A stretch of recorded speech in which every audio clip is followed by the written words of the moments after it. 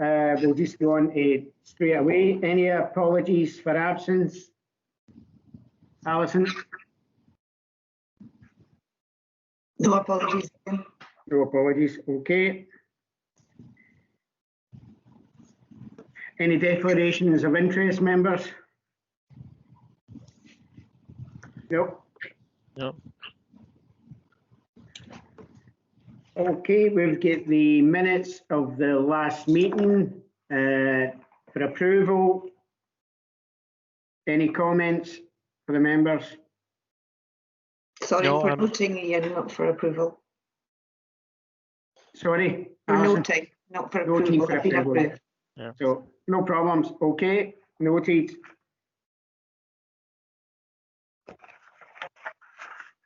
Item 4, which is the Scottish Fire and Rescue Services plan, and we have Group Commander Alec McKinley, I believe. Yes, good morning, Chair. Morning. If you just want to do your presentation, that'd be great. Thanks. Yes, absolutely. Good morning, Chair. Good morning, members. My name's Alex McKinley, and I'm the Group Commander for Highland North for the Scottish Fire and Rescue Service. Thank you for inviting me today to give you an update on the local priorities. I appreciate you're busy. I appreciate the agenda is quite full, but there is just a couple of points I would like to address within the report before answering any questions that you may have.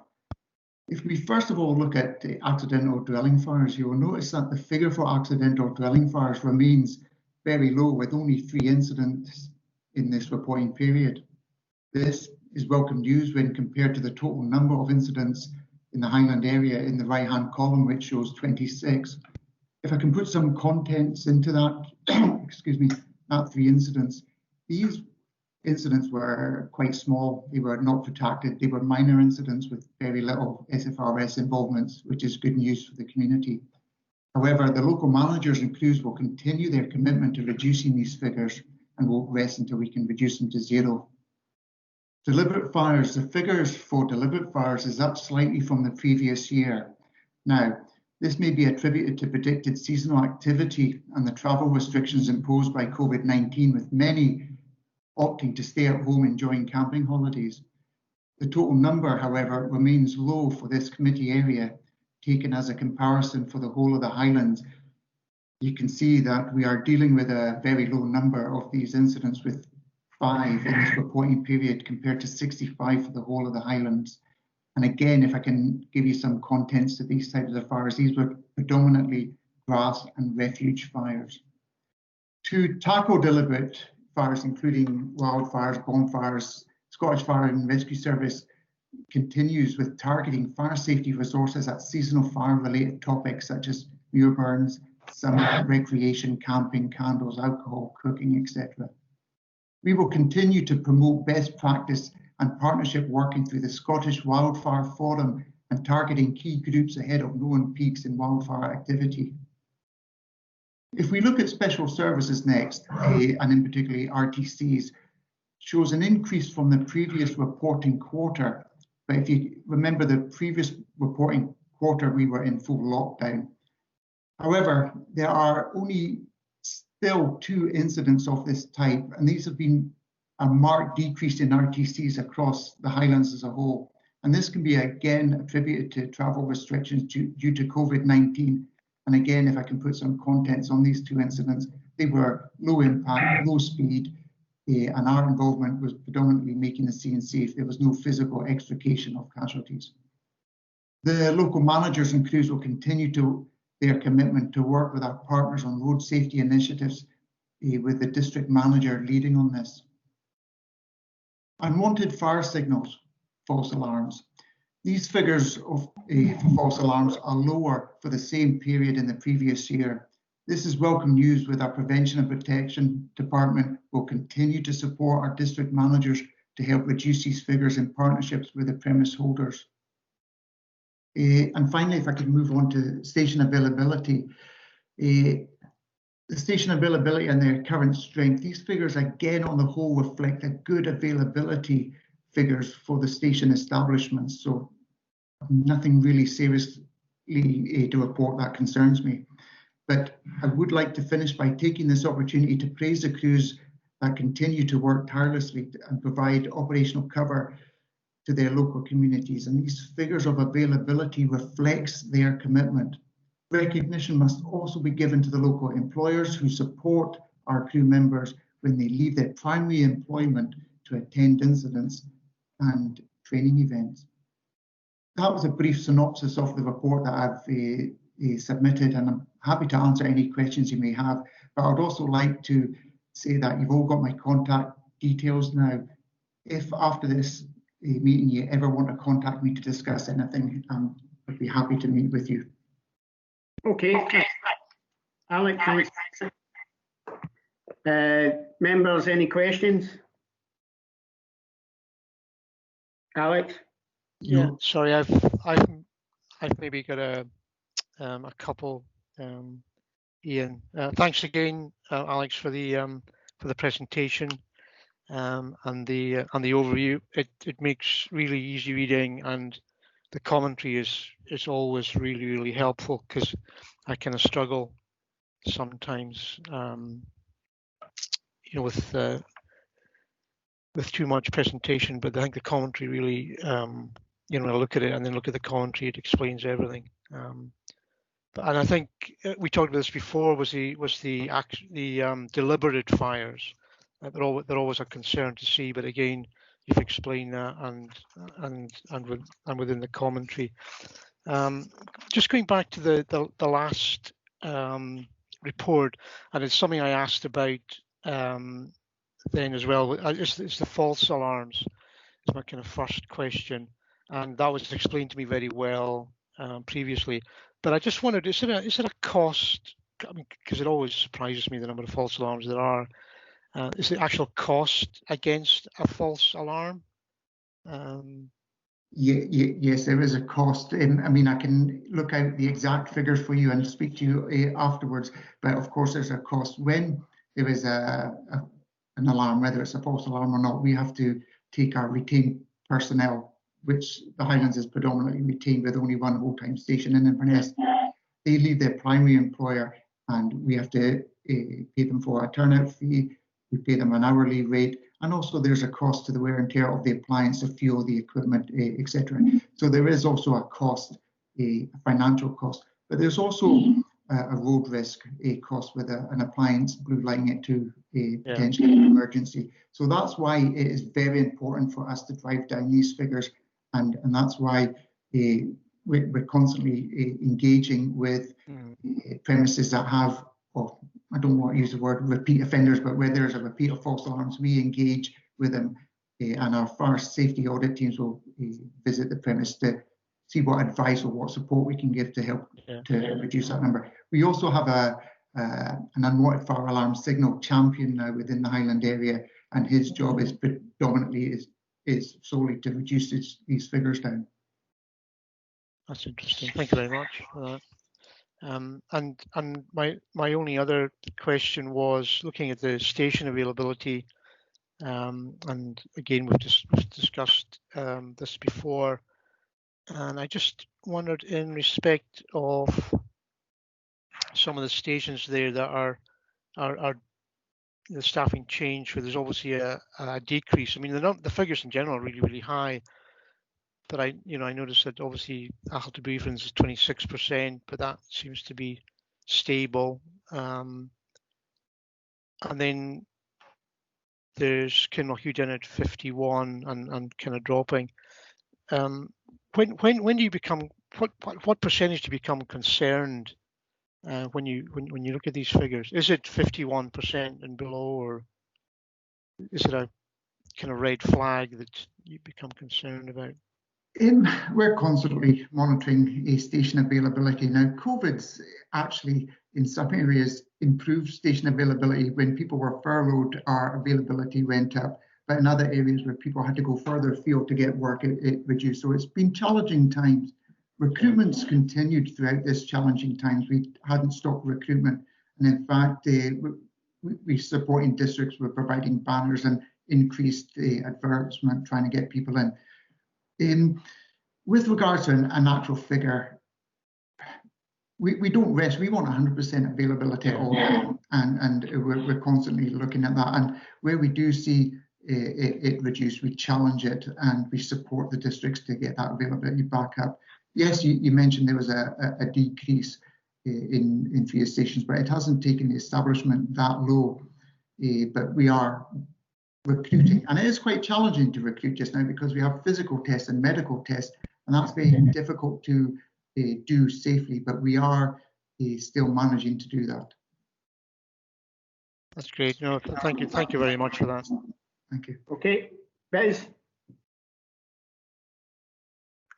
I was wondering, as a fire board, were doing first responding in remote and rural areas. There was a union hiccup for a while, but I don't know if you're doing it now, first responding. And then there's another question. I was invited to the local lunch club, and the Kyle Fire Brigade were there, and they handed out cards to those people from all over Lochalsh there, pensioners, and the availability of the fire board coming in, checking people's houses, which was really fantastic. I had it done myself. It's a wonderful service. They handed out cards to everybody, but I was really wondering about this first responding. Oh, yes, when you talk about first responding, you're talking about medical emergencies in the home.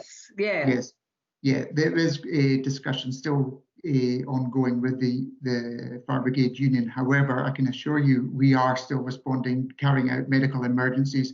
We now carry defibs on the appliances, and crews, especially, is as important now than ever.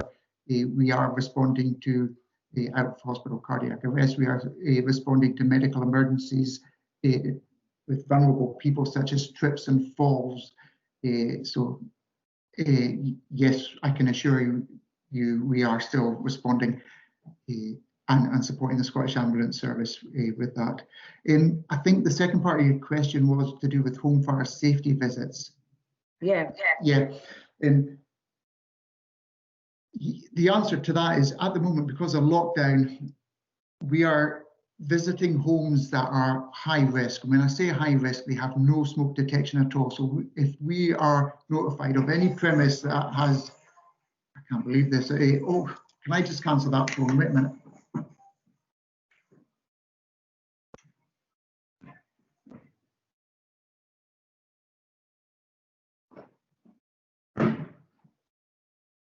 I'm sorry, Isabel, please forgive me for that. I'm working from home and that wasn't even my phone in the kitchen, that just went off. So I've just hurtled it down the corridors because I didn't know how to turn it off.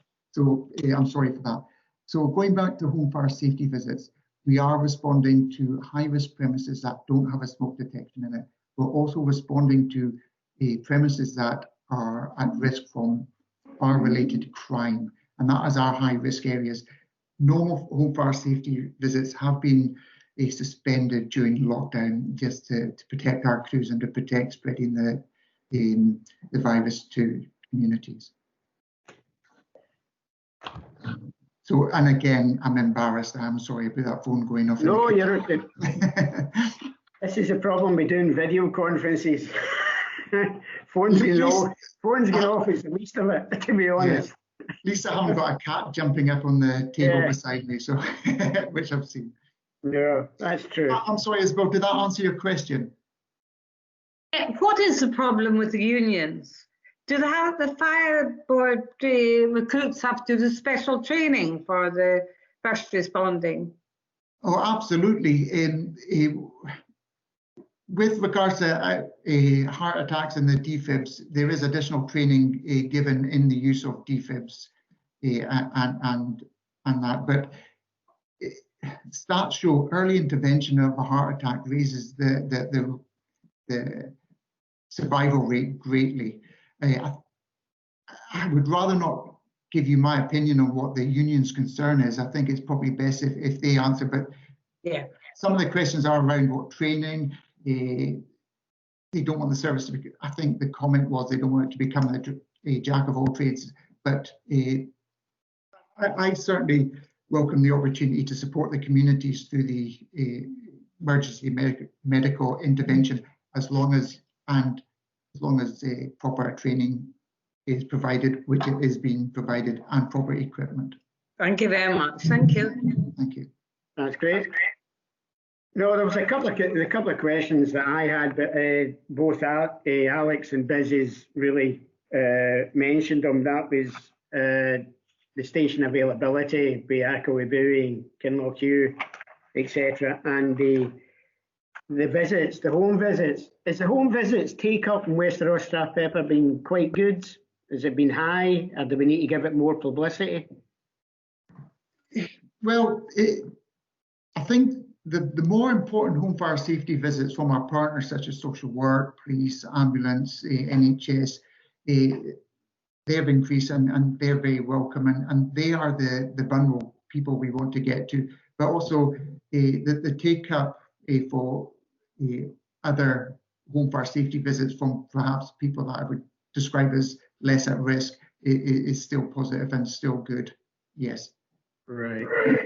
And I believe the figures show that the home fire safety visits are making a difference. Yeah, they seem to.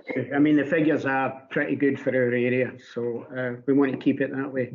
And I can't stress enough the importance of having smoke detection in properties. Good, good. Okay, no other questions, members? No. No. Okay. Thanks very much for coming along, Alex. Great to see you, and no doubt we will be in touch with different things that are happening. So we'll not keep you back for the rest of it, but you're welcome to stay if you want, but we realise you're busy. You're very busy. So thanks very much. Thank you, Chair, and thank you, members. Thank you. Thank you. Okay, members, the next item is item 5, which is supporting community action and involvement, and it's a presentation from Applecross Community Company, and it's Rosalind Clark that's going to do the presentation. Thanks, Rosalind. Hello, good morning, everyone. Thank you, Chair, for introducing me. Morning. It's a pleasure to be here this morning, and thank you for Alex for inviting me. We did a presentation at the Communities in Place Committee in November, and Alex invited me to come along here today, so thank you very much. And today, also from Applecross Community Company, is Owen Kilbride, and he's our chair, so he's watching in as well. So I'll just I'll see if I can do share screen. I've got a little PowerPoint, and it'll just be 10 minutes and give you an overview and go from there. So let's see.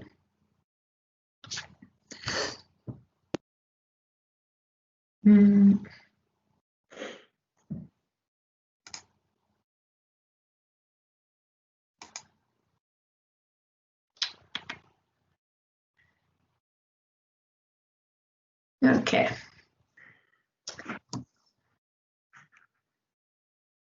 So as I said, I'm just going to give you an overview of Applecross and outline some of our challenges, how we've responded to that, and then just suggest some possible outcomes, lessons learned, and areas for assistance or improvement.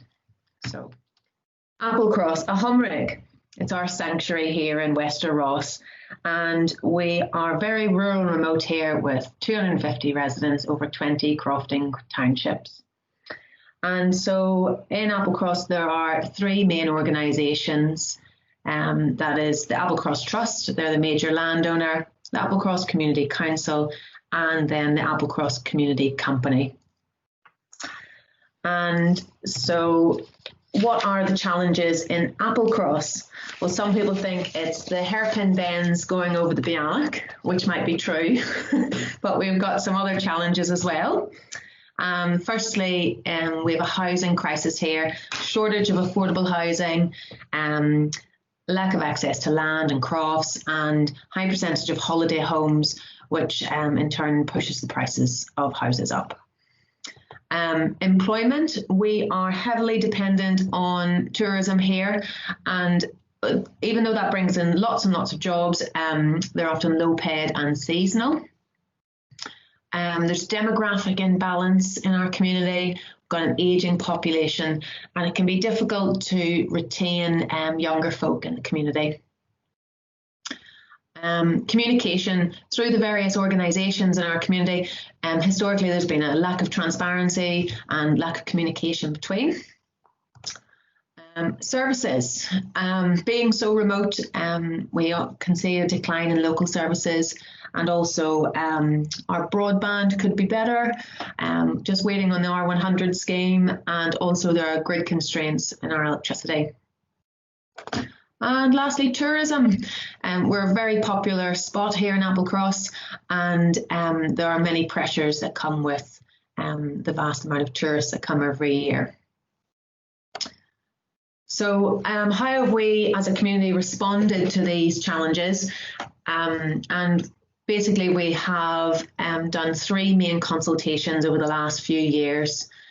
Firstly, in 2017, the Applecross Trust did a community shared vision. And this was a community consultation where many meetings discussing all different issues and problems in Applecross and how we can respond to those. And so the Applecross Trust developed a 10-year plan from that, and also the Applecross Forum was formed, and this is a quarterly meeting where our community can meet with local stakeholders and talk openly and frankly about any issues. Then secondly, in 2018, the community company did a survey for our community to see what our priorities are. And we had a really great response to that, with about 70% response. And we developed a 5-year plan, and many community developments come off the back of that. And lastly, we did a community land use plan in 2019. And this was a collaborative approach to this consultation with the Applecross Trust, ourselves, and the community company, and the Highland Council also funding. And Planning Aid Scotland came in to help us with this, and it was a truly holistic approach which identified locations for developments. So I'm just going to give you more information about the community company now. So we are a development trust who represent our community, and we have 108 members and volunteer board of directors, and there's us all on a Zoom meeting recently, so we're a nice bunch. And we were formed in 2008 when the filling station in Applecross was at threat of closure, and the community came together, formed the company and took over the asset. And it's great to see that still in our community, that vital service being provided by the community. In 2012, we took over the public toilets from the Highland Council. In 2013, we established a broadband scheme, AppleNet, and that provides broadband to about 100 households on the peninsula. And then in 2016, we established a community hydro scheme, a 90 kilowatt hydro station, which provides profits back to the community. And all of these assets run 24 hours a day, every day of the year, and managed by volunteers. So it is quite an undertaking for our community. So looking forward, as I've said, we developed this action plan 2020 to 25, and we have 3 overarching themes in our plan, which are affordable housing, local economy, and community and well-being. And we believe that these 3 themes all work together, and by improving all of these aspects, we'll create a sustainable community. So I'm just going to detail each one of these themes and the various projects within it. So firstly is affordable housing. We're delighted that we have our Campervan housing project underway. We bought a piece of land from the NHS Highland, and we have planning approved, building warrant approved, and the contractors are meant to be on site any day now. It's a £530,000 project, and it will provide 3 2-bedroom homes for affordable rent, and it will be all access housing, so it'll prioritise older residents and provide a housing alternative to people who perhaps when they get older, their housing is not suitable for their needs. And so 3 small houses are underway, but we're looking to the future, and we have in the process of buying 6 acres of land from the Applecross Trust. And this will be for more affordable housing and business units. So we're pre-planning approved for 8 houses and 4 business units. And we received funding from the Scottish Land Fund to buy this land. And we're just really delighted with this. And we think it's community housing, it provides a solution to the immediate housing need, but there are so many other benefits that come from that, whether it be supporting businesses and job creation and keeping our school open, and the wider benefits of community empowerment and confidence. Then looking in economy, our second theme, we have the 3 assets which I have outlined already, and these are vital to our community. And we received funding from the Highland Council for the comfort scheme for our toilets, which is really great. And the filling station turns a profit, and that offsets the costs of our AppleNet broadband. Another economy strand for us is our EV charge point project. So as I said, we have our community hydro scheme, and we would like to utilise the energy from the hydro to connect to an EV charger. And this would be located beside the hydro station and be a renewable source of energy for low carbon transport. So this is actually quite a big deal, as it's the first one in the UK, as far as we know.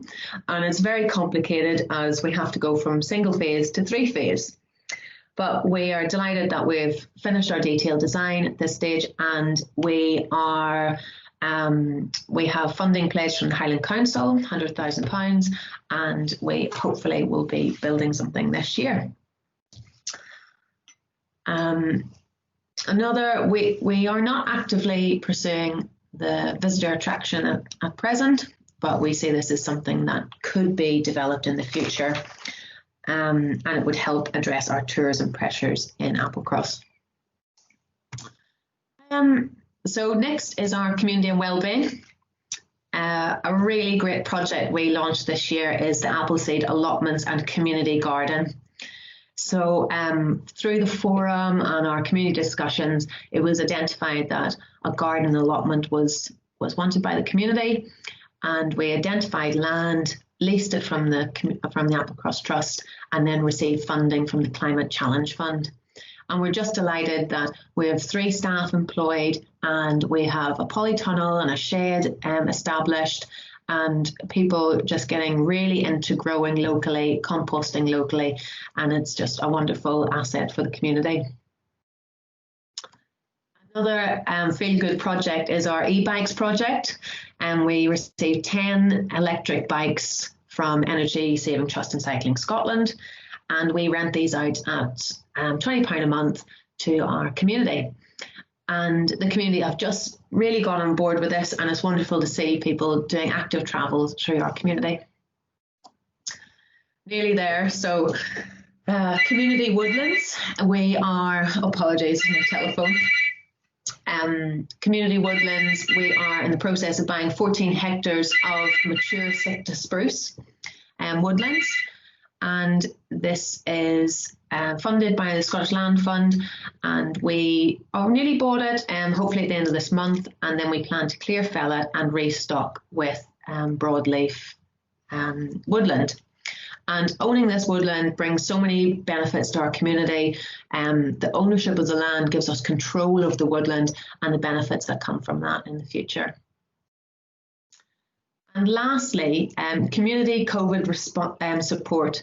So the pandemic has affected us quite a lot in Applecross.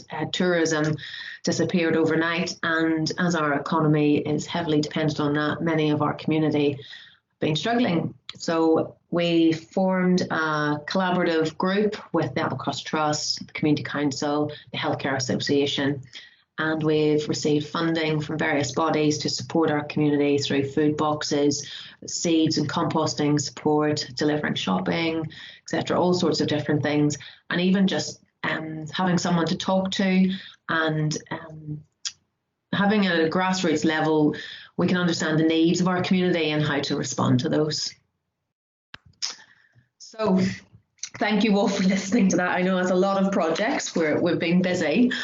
And I suppose the key messages I'd like to say is how we got to this point is through a holistic approach, working together with all the different strands of the themes that we follow, having a collaborative approach, working together with different organisations, being community-led, listening to our community and having opportunities for our community to input into the organisation at any point, and a clear vision.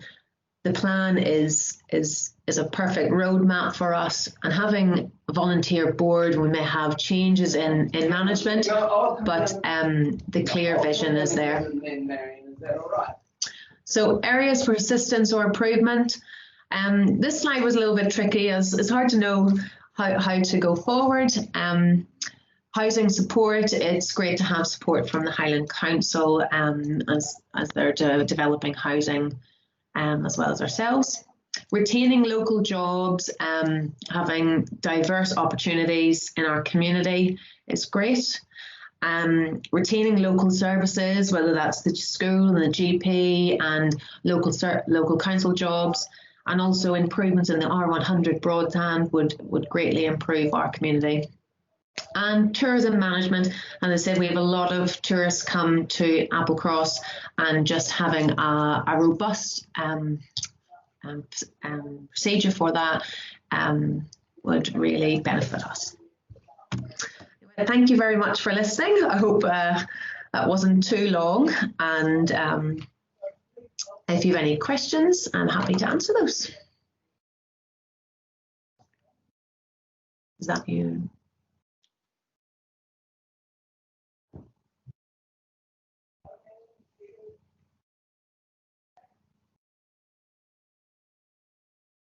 You're on mute here.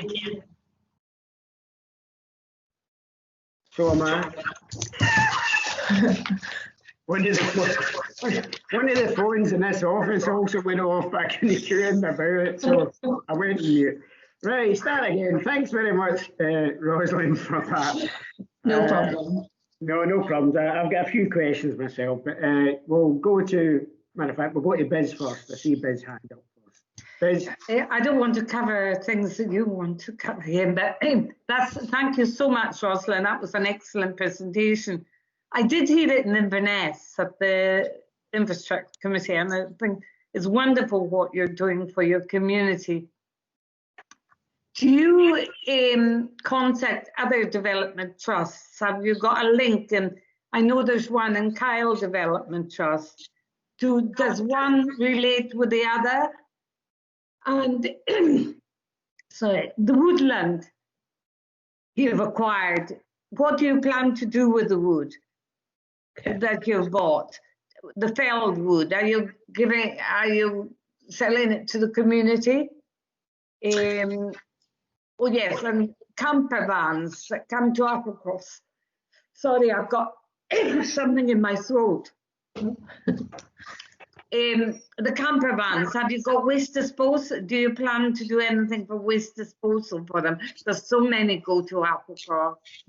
And I think it's wonderful all you're doing there. I'll pass it over to you because I've got something in my throat. Sorry. Oh goodness, thank you, Biz. Well, in terms of links to other development trusts, yes, DTAS, so the Development Trust Association Scotland, they help us link between various different organisations. So like Kyle, Lochalsh have a development trust, and Rassay, Skye, there's all sorts of different ones. So it's great to have those links, and we even have Facebook groups and things where we can contact between. And it's good to have that support to know what others are doing as well. In terms of the community woodlands, so Torgarv is a 14-hectare Sicta spruce, and we did a feasibility study into that, and it said it had to be clear felled. The risk of windfall was just too great. So we are we're putting that out to contract, where the contractor will come and fell it and then sell it in one go. So they looked at doing firewood locally, but it's too much wood. Basically, it needs to go.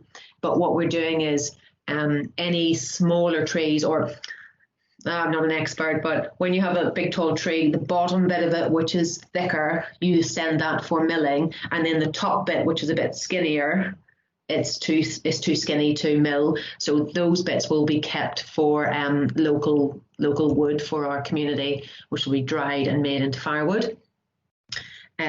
So that's what we're planning to do with that. And Campervan waste disposal unit. There is one waste disposal point already in Applecross, and that's the campsite. And we have looked at the idea of installing one at the public toilets. The tricky part is we only own the footprint of that toilet block, and so it's Highland Council own the surrounding area. So if we were going to do that, we would need to lease or buy an area of the car park. But also then it is, we've talked about this at the community level, and there's mixed comments on it.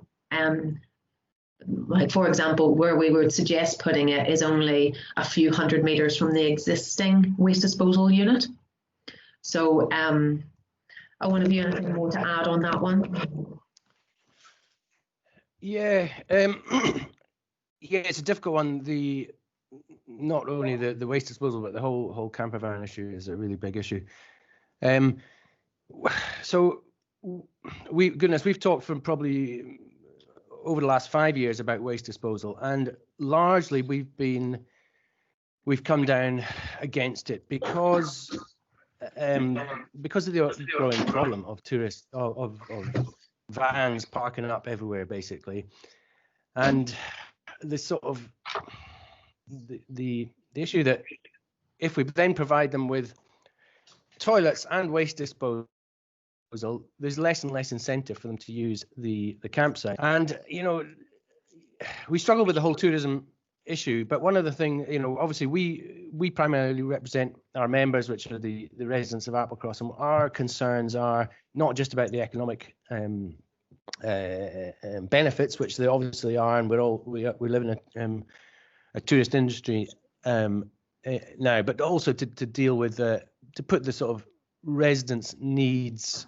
at the heart of what we try and provide, rather than we don't see ourselves as a tourist service provider. Basically, we see ourselves as a local service provider, and the worry is that yes, we provide waste disposal units, and more campervans turn up to use it. So it is quite a hot topic, and there's a group looking at this at the moment in Applecross, a tourism group made up of a lot of the businesses and a number of residents. And I wouldn't want to sort of prejudge what they'll come up with, but yeah, there are different opinions on whether we should be encouraging people to do this while parking or not. From a community company perspective, again, we've been looking at the potential for us owning some hard standings a little bit out of the village, to try and get some revenue from that, and that would probably require a waste disposal if that was to go ahead. But really, we'd like to see campervans and tourists using facilities we want to get the most buck out of them, really, to support the jobs and the livelihoods in the community. So we'd rather they were using the campsites really than camping and just using waste disposal. Okay, that's great.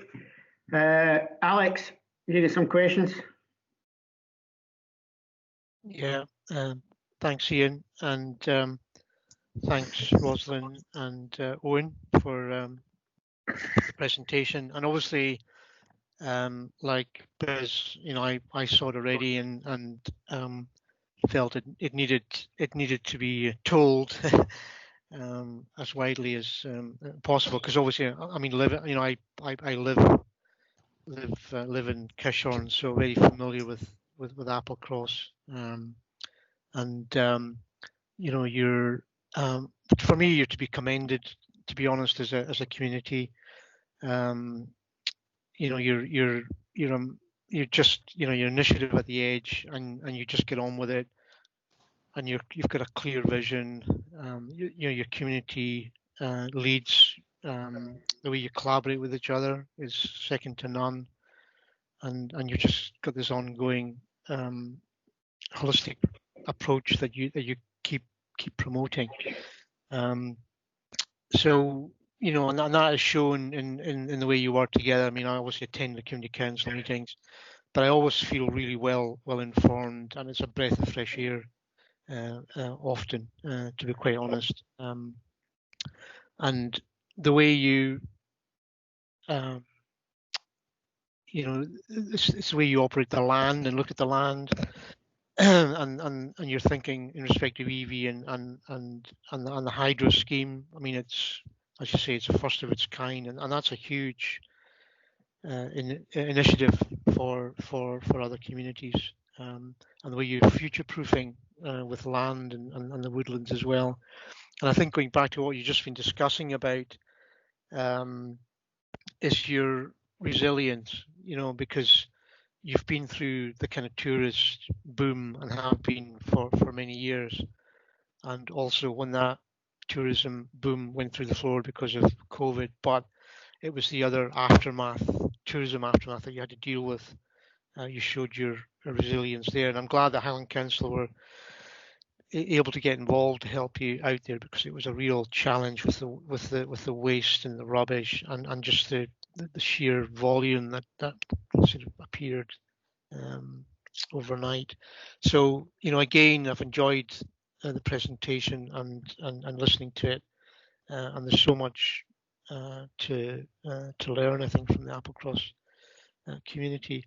And I guess my one big question, because land is such an issue within Wester Ross and building houses, but I just wanted to ask, how long did it take for you to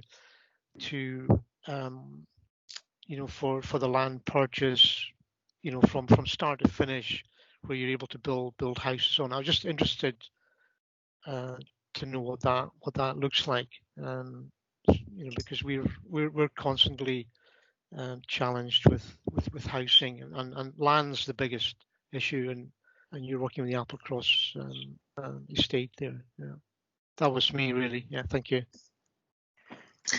Thank you, Alex. Nice words.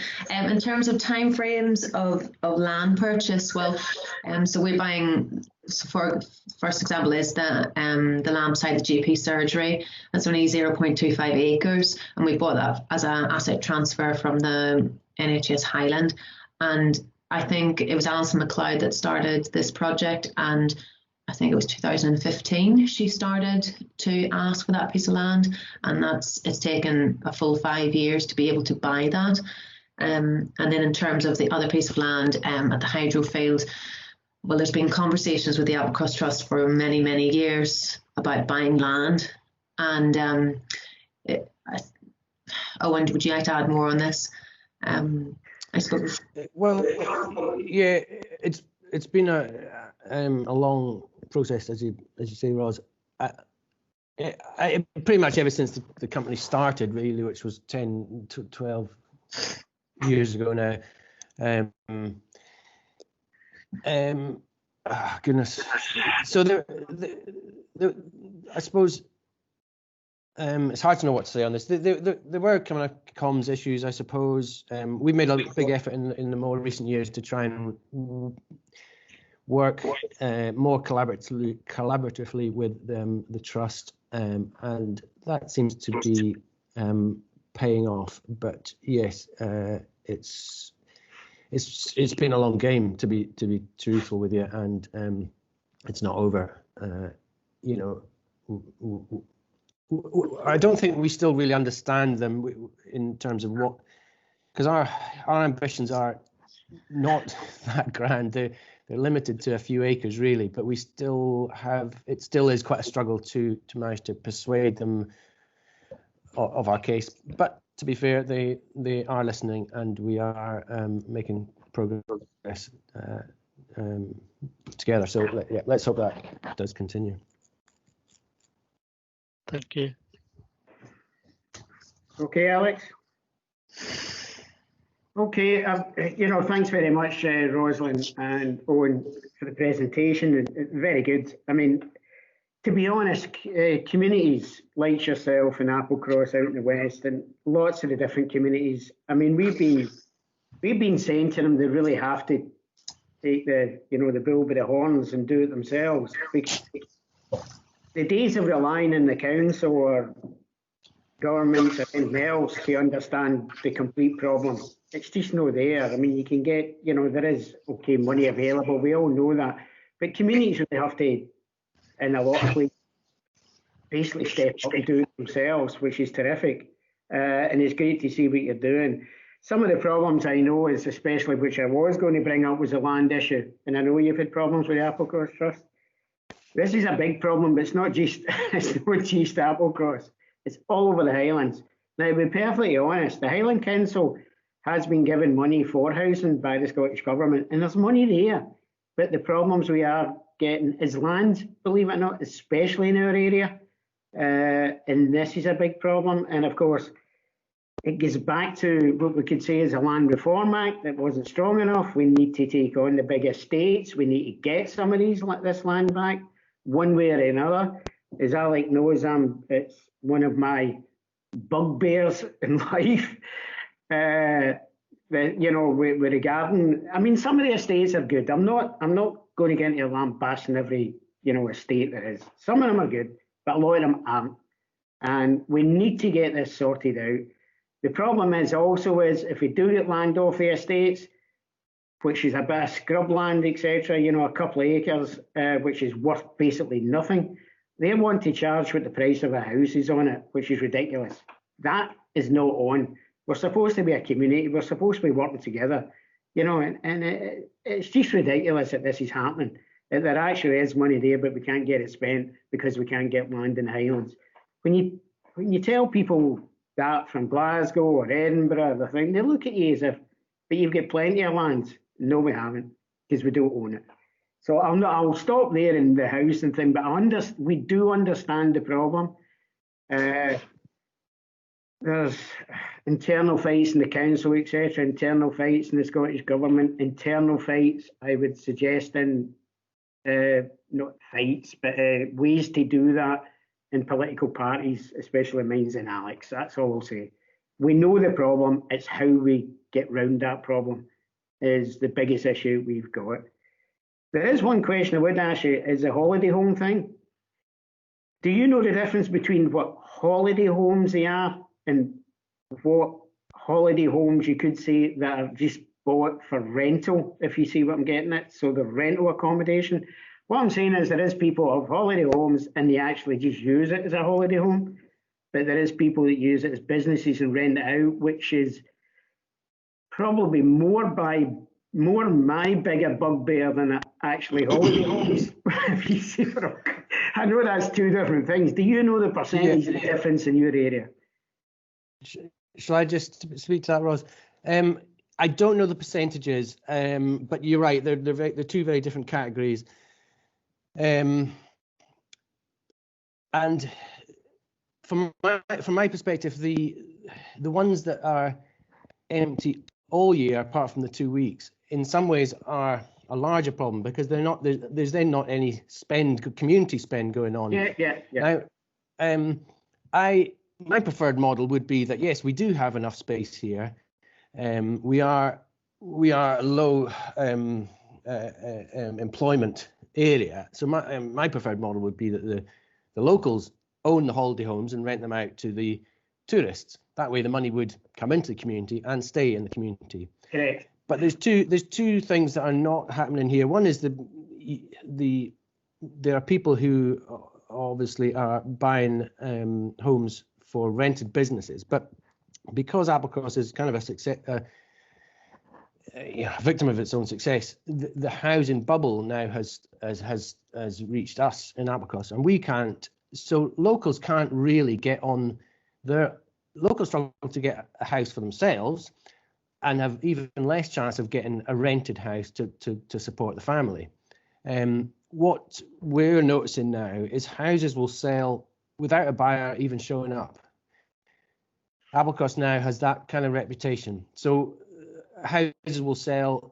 We literally have never met the buyer, but then the builders will come in, the place will be ripped out and gutted, and it'll either be quite a high-end, tourist thing, or it'll start to be run as a business.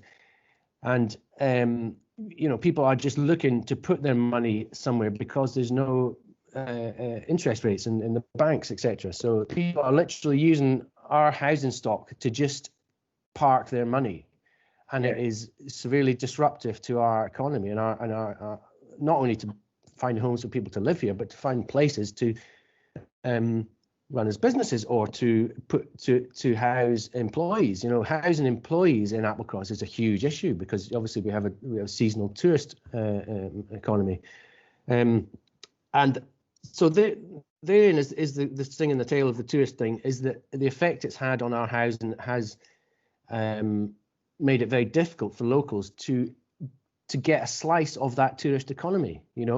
If you're coming in from if you've lived your life in London or wherever and you've got that kind of money, you can buy yourself a slice of that tourist economy and live very nicely here. But if you were brought up here and trying to compete with bidding on properties with folk from away, you really can't. And that's where we need to try and shift the balance, and that's what we're trying to do as a community company on a number of fronts, on the affordable housing fund, but also on we'd like to be offering self-build plots as well to folk here, because lots of people want to move on into their own house, etc. And all those things are literally out of the reach of most people here. I mean, I have to say I've just built my house. I was very lucky, but I spent 10 years of my life on the open sea to be able to do that. Most people, I worked offshore. Most people who don't have that kind of job, there's no chance of them building a house here, no chance at all. And that's because of this sort of success of the Applecross brand and the Applecross tourism thing. So yes, it is a tricky issue, and I think the only way we can see to address that issue is by community ownership of land and working closely with the Applecross Trust, who, just to follow up on your last comment, I should say are certainly one of the better trusts in the area, and have made a good effort to work with us. So we hope they continue to do so. Good. No, don't get me wrong, I understand your problem, and this is, it's all over Westeros and even Strathpeffer and areas like that, believe it or not. But we have got the problem, and it's getting round that. And all I can say is that we'll try and work our way. I mean, I noticed some things in the paper saying, charge the rates at 200% for a holiday home, but people have got to realise that a lot of these holiday homes, especially the one they use as businesses, all they do is act as a limited company, which you can buy for £100 off the shelf. They don't pay, then they're on business rates, which of course, being under 10,000, they don't pay any business rates. But anyway, it's not so simple as you see in some of the newspapers how to get around these problems, as if it could be solved tomorrow. But understand the problem, and as I say, we'll keep working away to see what we can do. But if there's anything in that line, just give, email us, the 3 A's, and we'll look at that. And I know the problem you've got with electricity, because there's no three-phase power supplies in the area. It's all along the coast, which this is 2021, which is absolutely ridiculous considering the amount of power that comes out of the Highlands with the wind farms now, etc. And of course, it'll be offshore. I mean, it's never mind. I'll not go through that. But anyway, yes. So thank you very much for your presentation. It was great. Could you email a copy of that presentation to us? I know what it is. I'm not on that committee that done the presentation to. There's that many committees in the council. I'm afraid we all can't be on them all, So that would be great if you could do that for us. That'd be nice. Okay. But as I say, if there's anything, just get in touch. I know Alex goes to the community councils and then that, but as I say, now it's easier because we can just video in. But if there's anything you want to talk to us about, just give us a shout and we can video in. No problem at all. Yeah. Okay. Brilliant. Thank you very much. Brilliant. Thank you, guys. Thank you. Speak soon. Bye. Cheers all. Bye now. Thank you so much. Thank you. Thanks very much. Okay, members, we're now on to item 6th, which is the Town Centre Fund, and I think Alan's here, Alan Webster. Thank you, Chair. Morning, members. Morning. Okay, quite a short paper before you today. Obviously, we discussed this late last year in terms of the Town Centre Fund. I don't propose to run through all the background given our previous discussions on the matter. I'll just stress a couple of points before we get down to the main part of the report. Just to remind you, you have £56,104 allocated to your committee area. The fund, the focus this time round, is a wee bit different from the last time in as far as this money forms part of the Scottish Government's National Economic Stimulus Package.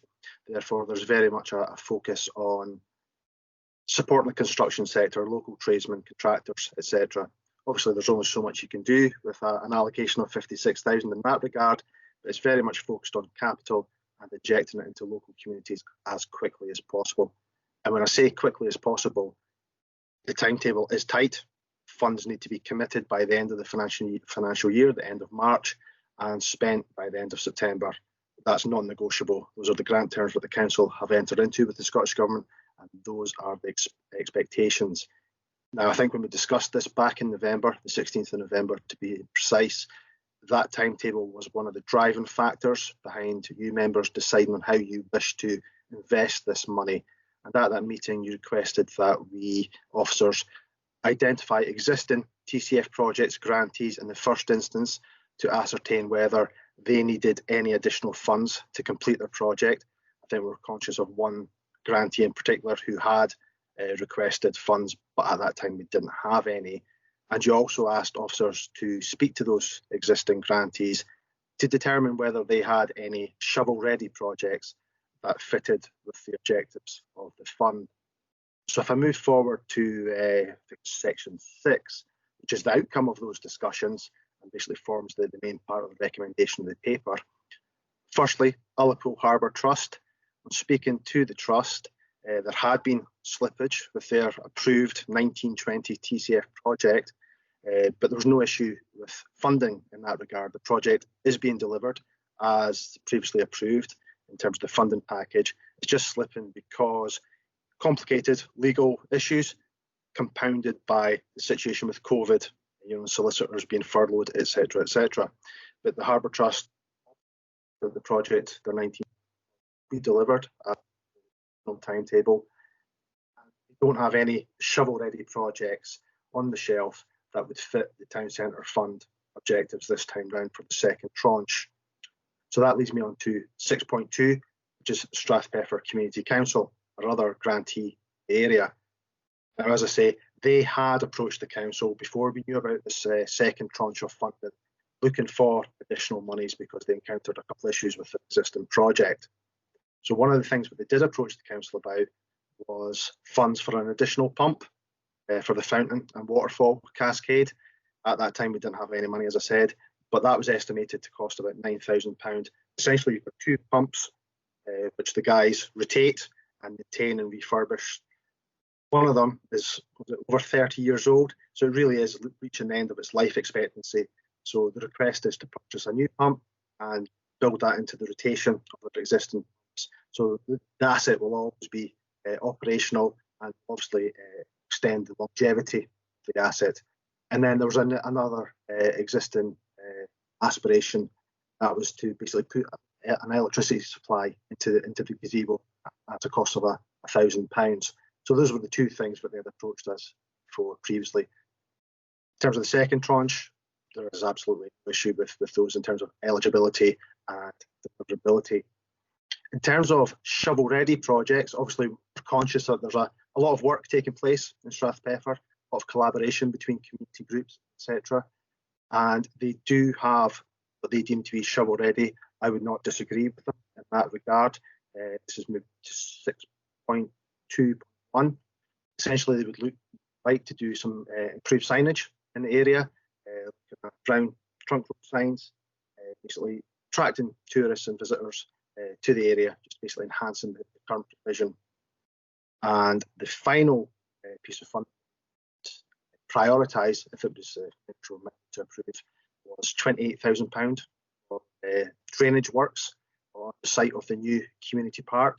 They've already obtained some match funding for that, and this 28,000 would be augment that 18,000 that the report refers to, to allow them to do this really important drainage work that would act as the catalyst for the play park be delivered over a period of time. If those were to be supported, there is a residual balance of circa £3,000. What I would recommend is that forms part of a contingency in the event that there's any issues with those aforementioned cost items. If that was not required, the Community Council are really keen to continue the work on the Peffrey Way, and there's an aspiration to purchase an electric trishaw with a view to using that to facilitate residents from the local care homes accessing the countryside and improving their well-being. So there's an opportunity there to use that as match funding if required. So that concludes everything I've got to say at this moment in time, Chair. Okay, Alan, thanks very much for that. As you said, already talked about it earlier on. So I'll go to Alec and Biz, see if there's any questions. Biz, any questions? No, I would just go with the officer. Okay, Alex? I'm similar, Ian. I mean, you know, we've discussed it in great detail, and Alan's done a good job in turning this around, really, and since we last spoke. So I'm happy to go with it. Yeah. Yeah, good. Okay, no, thanks, Alan. No, you've done a good job there, along with, you know, talking to Liverpool Harbour Trust and Strathpeffer Community Council, and of course with the community park people. And that's great. And it's all, I'll be honest, looking at it, it's all things that will really help. I mean, the 56,000, the money's welcome, don't get us wrong, but it isn't a lot of money in the, you know, in the scheme of things. But no, it's terrific, and these things will help, and it will help the area. But that's great. So yeah, as far as we're concerned, we'll approve that, no problem at all. Okay. Excellent. Thank you, Thanks for your Alan. time, members. Have a good day. Thank you, Alan. Thanks very much for everything you've done. Thanks for your time. Okay. Thank you. Bye.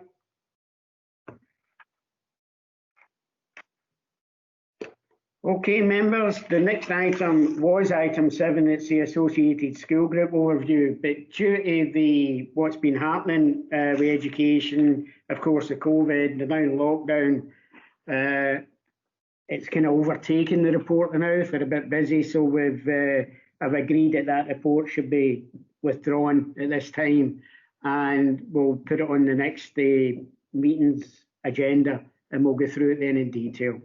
Okay. So the next item is 8, which is the Roads Capital Programme, and we have Ian Moncrief here to give us a rundown. Ian? Thanks very much. It's essentially the same programme as we discussed at the Ward Business meeting back in the 15th of December. The only change was, as requested, the entrance to Loch Carron was put up to the top of the list, subject to further funding. Just to give you a quick rundown, as we said earlier, there's so many unknowns this year. COVID-19 has basically either directly or indirectly stopped our capital programme from this year. Funding moving forward, there's issues with that, and that's why we had the red lines on the programme. That's a very effective way of moving swiftly forward. Once that funding is secured and any additional funding comes in, we can simply select the next job on the list.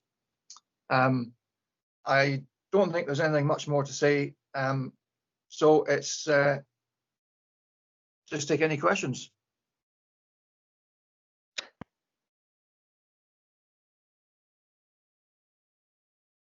Has there been, sorry.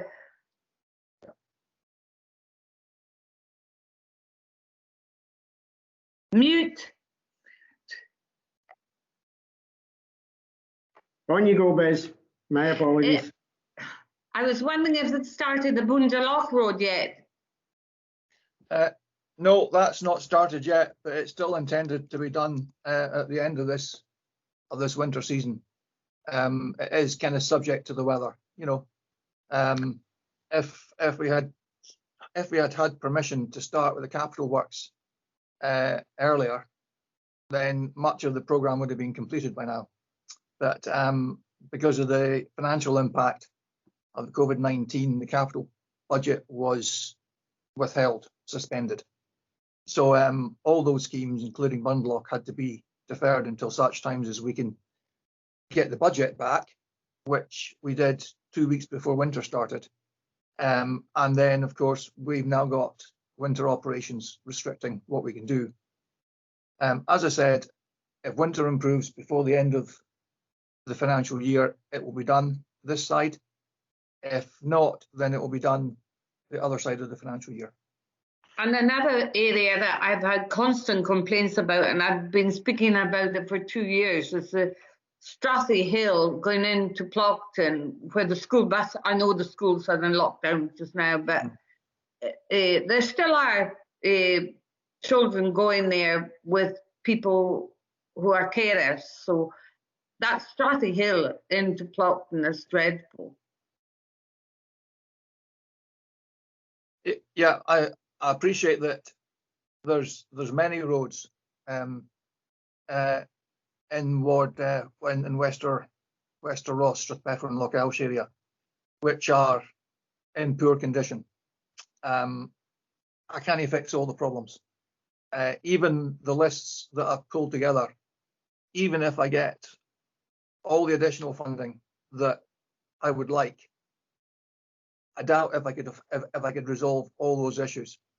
The list that was presented for the additional funding at the ward business meeting, that list was prepared on the basis of, first of all, the strategic routes, and then within each grouping, A, B, C, and U type roads, we were then looking at the worst possible sections of roads to repair.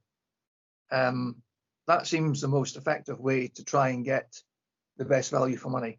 But I realise that there will be many roads that... I understand what you're saying, Ian, but this is health and safety. There's some children going to the high school every day. It's just the length of the Strathpeffer Hill. They're coming from Lochcarron and across the whole of Lochalsh in there every day. It's, in many ways, Councillor Campbell, it's a bit like shooting a barn door at 20 paces with a shotgun. As long as you point it in the general direction, pull the trigger, you can't fail to miss hitting the barn door.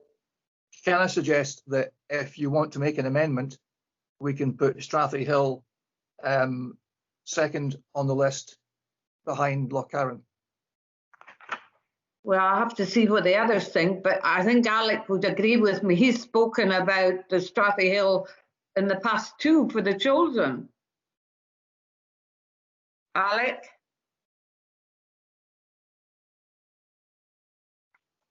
Yeah, I would, it is a constant complaint, to be quite honest, and I'm just looking at the list, and I mean, I'd be happy enough to put it up below the red line with Lochcarron, I think, to be honest. Yes.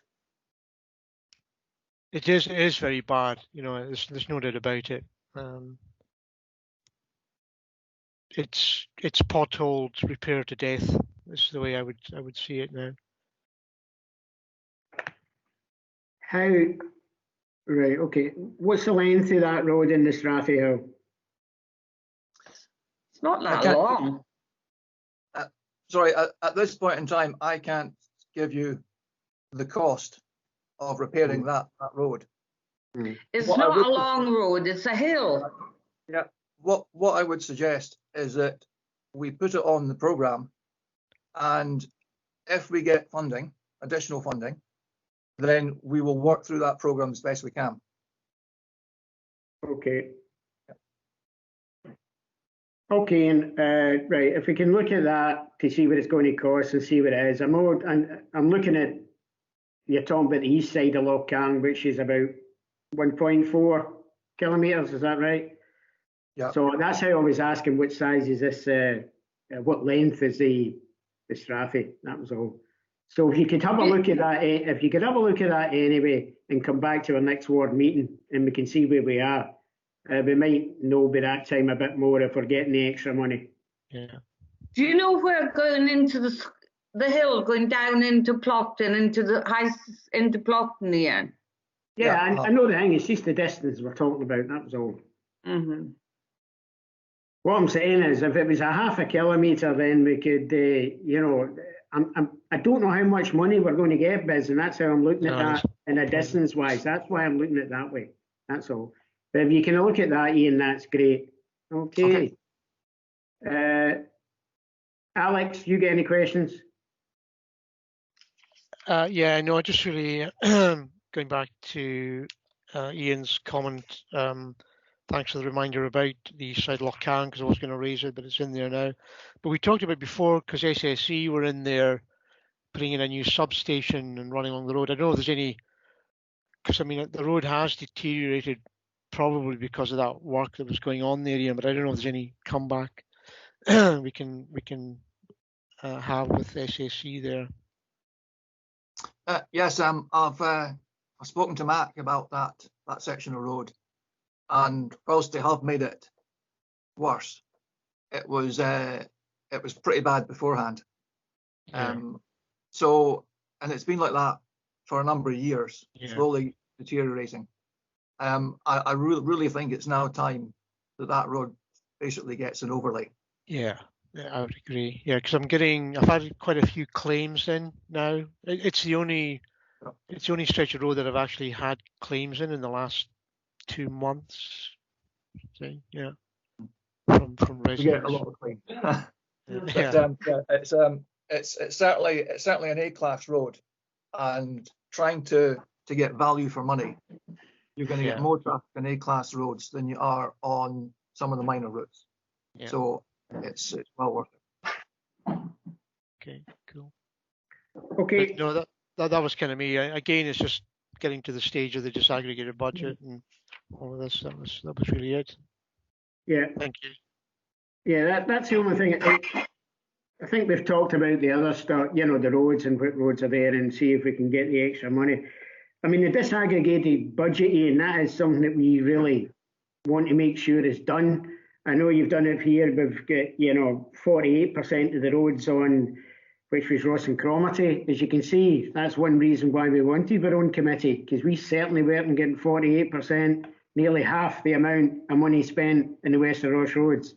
So you can see why we were wanting this committee and why it will benefit us in this area.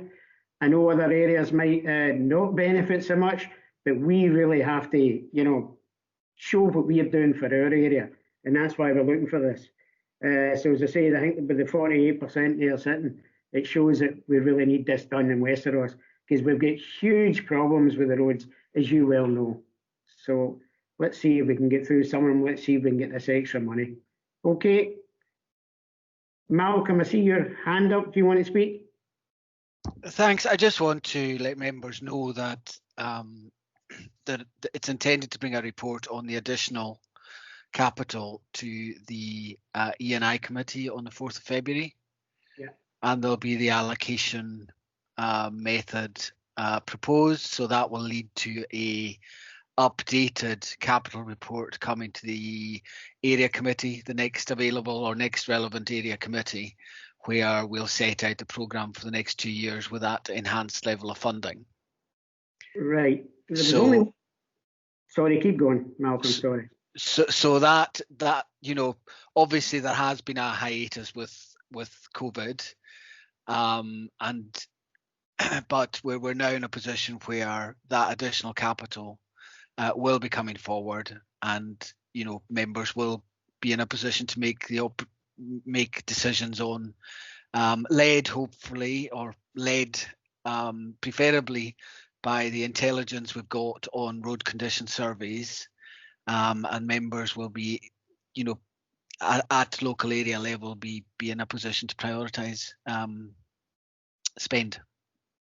Right, you just it was one word you said there. A new formula? What new formula regarding the roads? There's no new formula, but that additional capital wasn't.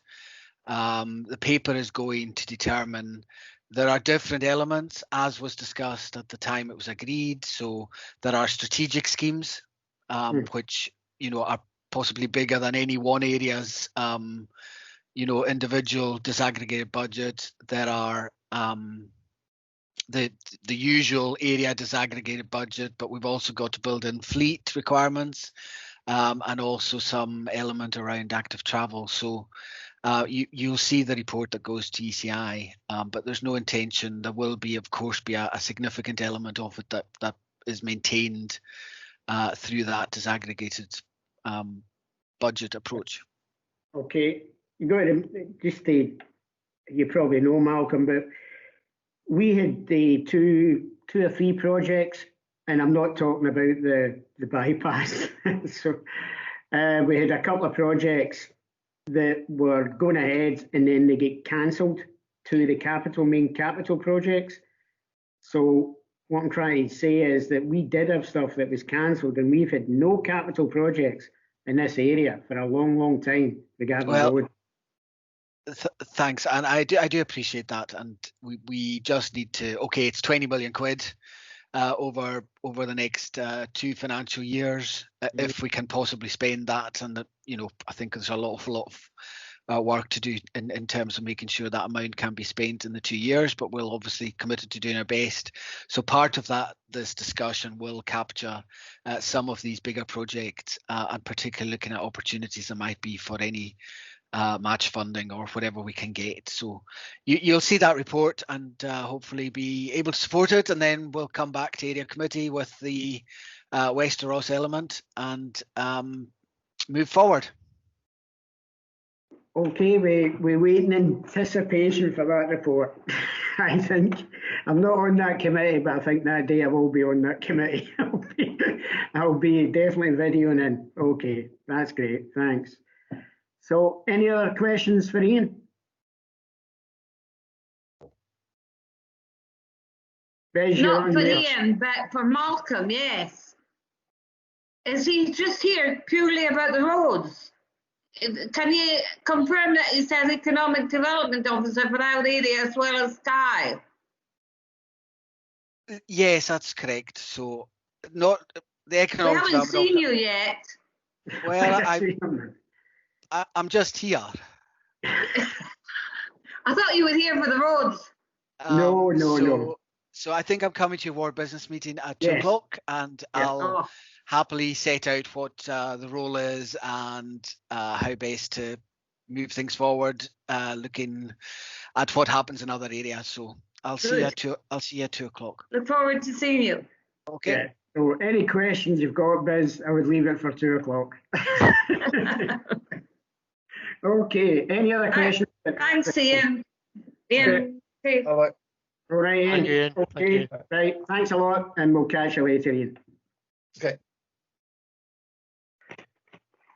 Okay, members, the next one is the Strategic Housing Investment Plan, and we've got John McHardy's here. If you want to start, John, if you want to go through your item. Thank you, Chair, and good morning, members. A particularly wintry one here in Easter Ross, but I'm sure it's the same everywhere, in fact more so probably in the West.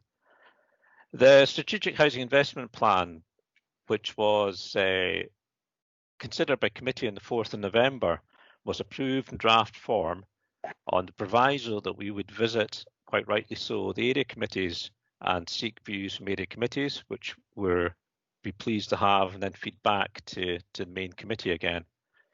So the SHIP is a rolling programme which sets out the plans in terms of housing development of ourselves and housing partners and communities over a 5-year period. It's refreshed annually and requires to be submitted to the Scottish Government for approval, basically. The draft is with the Scottish Government at the moment. It sets out a target based on the resources which we expect to get. Clearly, over the next 5 years, we have greater certainty in the first couple of years, and the aspiration to build an additional 450 to 500 new affordable homes of mixed tenure across Highland within that period. The percentages to areas are set out as guided by the Common Housing Register and the Strategic Housing Investment Plan. And for the West Coast, is probably round about 4.5–5% of its investment. It does depend on us finding communities with land supply that is adequate or can be developed. So, but we can have a chat about that perhaps. We work closely, as you all know, with communities and with organisations such as the Communities Housing Trust, and have successfully delivered in many areas. Before asking if there's questions on the specific detail of the report, I have an apology to make, which is that Strathpeffer was missed off the list. It shouldn't have been. I'm well aware, being local, and I'm quite embarrassed that as a local I've included Strathpeffer within the Dingwall list rather than the West Coast list. And I think most of you will be aware that we have a development on site at the moment in Strathpeffer, which is about to deliver 21 new houses for council rent, 6 for shared equity, and 10 for mid-market rent. So that's a hopefully successful development, which is due to be finished later on this summer. The appendix to the report lists communities where we're actually working or plan to be working. Rather than going through the detail of it, Chair, I'd be happy to answer any questions that people have. I'd also confirm I'm happy to attend a ward business meeting if that's easier to discuss things which are perhaps slightly more private and perhaps can't be discussed openly in committee. So basically, if it's okay, I'm happy to take questions. Okay, thanks for that. Alex, any questions? Thanks, Ian, and thanks very much, John, for the report. It's great and good to see the number of houses that are being built, especially in my kind of living area, because they're kind of well needed.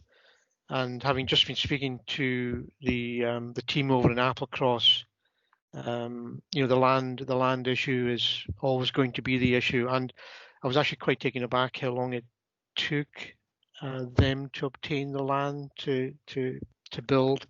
I thought it was actually a lot shorter than I was expecting to hear. But yeah, I mean, obviously it'd be great to see that percentage be more than 5% going forward, and I guess that's something we can discuss as we progress as a committee and as a ward as well going forward. But no, thanks very much for the report. Thank you. Thank you. Is any questions?